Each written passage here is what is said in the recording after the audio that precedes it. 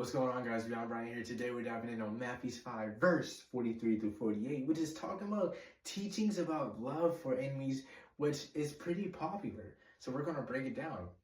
And this reads, "You have heard the law that says, love your neighbor and hate your enemy.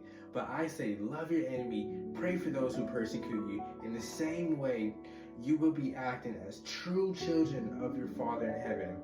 For he gives his sunlight to both the evil and good, and he sends rain on the just and the unjust alike. If you love only those who love you, what reward is there for that? Even corrupted tax collectors do that much. If you are kind to only your friends, how are you different from anyone else? Even the pagans do that. But you are to be perfect, even as your Father in heaven is perfect." So what does this mean?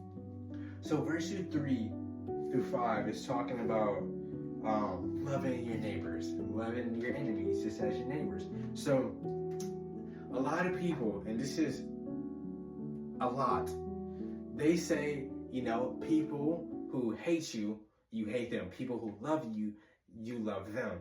But Jesus is calling you and telling you to love those who persecute you. Love those who hate you. Love those who do wrong to you. Pray for those people. Do good for them. Right? Then it says, then you be acting as true children of the Father in heaven. And then when Jesus is talking about he gives sunlight to both the evil and good and the unjust and the just alike. He's talking about he gives rain and sunshine and goodness to the evil and to the people that are bad and people that are good. Okay? He loves us both.